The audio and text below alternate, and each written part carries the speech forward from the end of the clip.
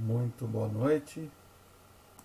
Nós vamos começar aqui então a falar sobre formação profissional em computação na semana 4. Vou fazer um resuminho para vocês da matéria. Espero que consigam entender o resumo que eu fiz. Vou ser de maneira um pouco sucinta, sem muita complicação. Então vamos lá então? Semana 4, matéria formação profissional em computação, hein? Vamos lá. Nós vamos falar sobre os padrões clássicos da web e um pouquinho também da história da internet, da web e assim em diante. Nós vamos começar com a história de Vannevar Bush. Vannevar Bush ele foi um combatente na Guerra Fria. Ele teve o conceito de associação como se fosse a nossa mente, a nossa cabeça. Em que sentido? Que nós armazenamos as informações, nós guardamos as informações no nosso cérebro, igual essa máquina que ele estava planejando, que é o Memex. Essa máquina, o que ela tinha de conceito? Conceito cerebral. Guarda a informação para posteriormente recuperar. Então ele tinha algumas fitas aqui, que essa máquina, ela armazenava essas informações e depois de um tempo você poderia recuperar. E você recuperava essas informações semelhante à mente humana, por meio de associação. Como que você associa, por exemplo, quando você fala o seu endereço? Se você falar o seu endereço, né, para alguém, como que a pessoa vai associar? Ou então como que você associa o CEP da sua casa? Como que você associa a placa do seu carro? Se você sabe a placa do seu carro, quando fala essa placa do carro, você já lembra do seu carro. Quando fala o seu CPF, quando fala o seu RG, você já se auto-associa. Você associa esse número de RG, você associa esse número de CPF a você mesmo. Esse era o conceito de Vannevar Bush, através dessa máquina aqui chamada Memex. Depois tem Ted Nelson, que ele veio com o conceito de hipertexto, conforme vocês podem ver aqui, ó. O hipertexto nada mais é que você ir clicando e levava de um lugar para o outro, desse outro lugar que você estava você poderia retornar. É o conceito de hipertexto. Clica, clica, clica, clica, vai, volta. Tá? Vamos dizer, clique não necessariamente por mouse, e sim por ligações, tá?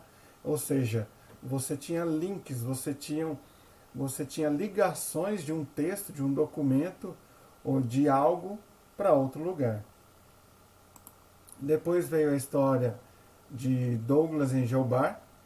Aqui está errado, é Douglas Engelbart.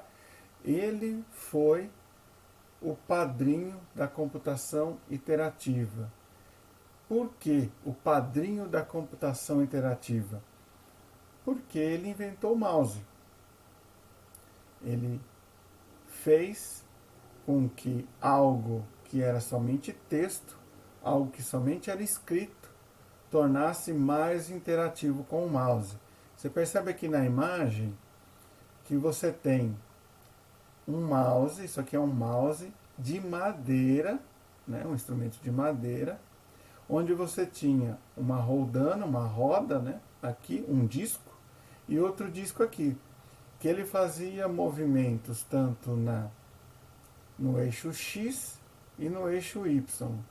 Com isso, esses discos, eles tinham alguns furos que tinham um laser, e com isso ele analisava o movimento. Se você pegar um mouse daqueles de bolinha mais antigo, você vai ver que lá tem a esfera, a bolinha que faz esse movimento no lugar desse disco, tanto no X quanto no Y, e dentro do mouse tem esses discos furados. Ele tem ainda uns furinhos. Esses furinhos que calculam o movimento tanto no X quanto no Y. Por isso que ele foi conhecido, ele é conhecido como o, o padrinho da computação interativa. Depois vem Tim Berners-Lee. Tim Berners-Lee, ele era da Organização Europeia de Pesquisas Nucleares, que é o CERN. Esse cara, o Tim Berners-Lee, ele queria fazer com que as universidades se comunicassem de maneira simples, rápida e eficiente. Com isso, ele criou algo chamado Mesh, que é a internet como que a gente conhece. Uma rede pequena em algum lugar, conectada com uma outra rede também pequena, que hoje transformou-se na internet, né? Ligação de um computador com o outro. O Mesh, ele vem da tradução malha, literal malha. Se você analisar hoje a internet, nada mais é que uma malha. Se você parar, analisar e ver como os dispositivos estão conectados, nada mais é que uma malha. Ele veio depois criando o W3C Consortium, né, que é o W3C, que o W3C ele não é um órgão regulamentador, ele não regulamenta nada, ele define boas práticas. Só que boas práticas até certo tempo, porque a internet ela é muito volátil, ela muda muito, ela é uma constante mutação. Até alguns anos atrás, algum tempo atrás, eu posso citar um exemplo como o Flash. O Flash, até alguns anos atrás, era tendência, era animação em Flash. Quem não sabia Flash ficava para trás. Hoje, não se usa mais Flash, caiu em desuso, já aboliu o Flash, a empresa que criou o Flash, que é a Adobe, já extinguiu o Flash. Só que se você falasse isso há alguns anos atrás sobre Flash, era moda, era tendência, era o que existia de melhor, era o Flash para animação. Tanto é que tinham cursos de Flash que se pagavam caríssimos para você fazer esses cursos para fazer as animações. Então, a W3C Consórcio, ela não é um órgão regulamentador, ela é apenas uma entidade que mostra as boas práticas para que tenham maior compatibilidade em dispositivos, que você consiga visualizar sites na internet de maneira mais fácil e melhor. Você também tem algo chamado RIA, que é o processamento do lado do cliente. Quando você fala sobre aplicativos, RIA, você pode imaginar que o processamento desse aplicativo, desse programa, ele vai acontecer do seu lado, do lado do cliente, basicamente no navegador. Então ele ocorre no seu computador, utilizando o recurso da sua máquina para realizar a tarefa, para realizar o processamento e utilizando a interface cliente-servidor. Então você usa o cliente para fazer esse processamento, não onerando mais o servidor, e utiliza a interface do browser. Aqui a gente tem um exemplo, ó, da evolução até o RIA, que eles falam que é muito mais veloz quando você pega e joga essa tarefa de processamento para o cliente. Aí, a professora comentou sobre padrões. Eu discordo um pouco no quesito de padrões, porque hoje é um padrão. Alguns anos atrás, o HTML4 era um padrão. Hoje já não é mais. Então, padrões, até quando que é um padrão? É muito vago você falar que é um padrão hoje de internet. Ah, então já que é um padrão, eu vou aprender HTML e CSS. Tudo bem. Mas há anos atrás, por exemplo, não se falava em Ajax, não se falava em JSON, não se falava em XML. O XML ele ficou muito conhecido, por exemplo, em nota fiscal eletrônica, que eu vou dar até um exemplo aqui para vocês depois que eu terminar a apresentação. como que funciona um XML, né? Um HTML, eu acho que todo mundo já viu um HTML com CSS. O CSS ele é voltado para layout, né? Ele é vamos dizer assim, ele é o enfeite. Ele, ao contrário do HTML, que é o esqueleto, o CSS ele é a roupagem do seu site, ele é a cor da letra, a cor da fonte, a cor de background. Esse é o objetivo do CSS, diferentemente do HTML, que é a estrutura, é o esqueleto do seu site. O JavaScript, que você faz coisas simples, mas poderosas, como você consegue alterar de forma dinâmica o fundo, você consegue alterar a cor da letra, você consegue alterar uma imagem, você consegue ocultar, você consegue exibir. Ajax, que é o script do lado do servidor, ele roda um script na parte do servidor. O XML, que eu vou mostrar no final, que é uma linguagem de marcação, e o JSON, que é transmissão de arquivo texto. Ele faz a transmissão desse arquivo do lado do cliente servidor, mas em transmissão de arquivos textos. Depois a professora também comentou sobre bibliotecas, que são regras de implementação e conjunto de funções. Aqui eu peguei um exemplo de um arquivo áudio, antigamente, que existia, chamado Ogvorbis. Ainda existe, mas é pouco utilizado. É um padrão que prometia ser concorrente com o MP3, porque o MP3 ele é proprietário e tudo mais. Só que esse Ogvorbis ele não foi muito para frente. Quando você criava um player de Ogvorbis, você não precisava reescrever todo o código, toda a biblioteca Ogvorbis, você não precisava reinventar.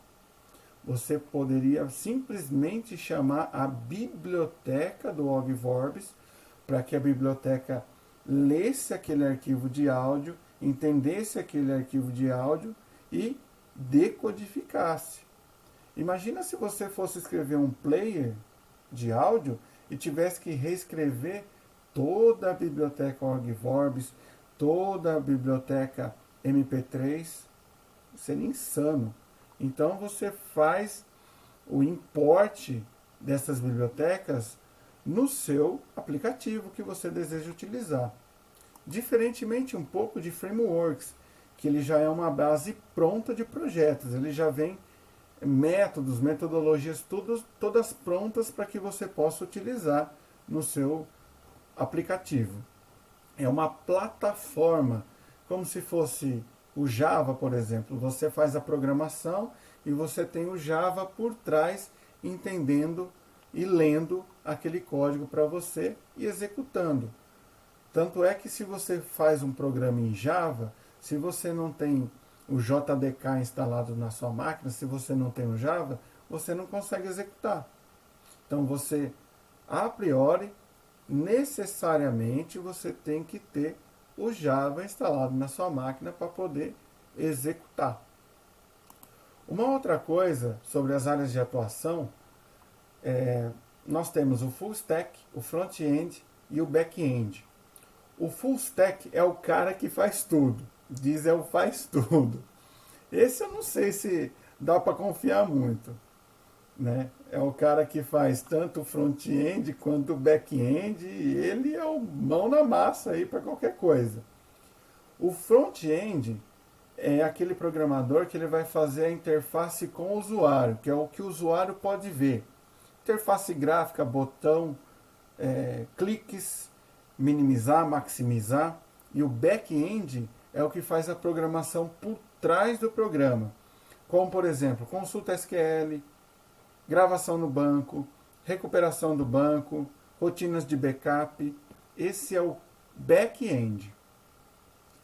Pessoal, essa foi a apresentação aqui para vocês da semana 4 sobre formação profissional e computacional, em formação profissional em computação. A apresentação minha é apenas essa mesmo, é um resumo bem generalista para que vocês possam entender, não quis estender demais. E vou mostrar agora um pouquinho sobre o que eu tinha comentado de XML, arquivo XML, que é muito utilizado em Dunphy. Eu já tenho um arquivo salvo aqui no meu computador, já deixei aqui na área de trabalho. Depois eu abro para vocês conhecerem esse arquivo. Eu vou fazer um import dele, veja o que eu quero mostrar. Então eu importei esse arquivo para esse site que transforma o arquivo XML em DANF, né, que é documento auxiliar de nota fiscal eletrônica, em formato PDF. Olha só. Pronto. Gerou. Como que aquele site sabe e consegue criar todas essas informações aqui? Se eu importar em outro site, ele vai fazer a mesma coisa. Ele vai trazer as mesmas informações. De que maneira? Se eu abrir o arquivo XML, eu vou abrir aqui utilizando um bloco de notas, ou posso exibir até no Internet Explorer. Vamos ver se vai dar certo. Olha só. Olha aqui. Tudo marcado.